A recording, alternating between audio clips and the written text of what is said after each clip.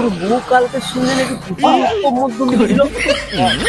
মোর বউ হ্যাঁ মকে হ্যাঁ কি বলবি? হ্যাঁ মোর বউ হ্যাঁ ও তুই কি বলবি এবারে বুঝতে পারছি।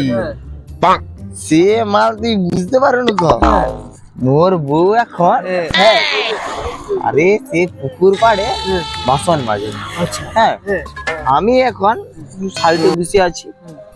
ও মাল মোহরে পুকুর পাড়ে তো একটু খড় খামারলা হুড়কে পড়ে যাবে।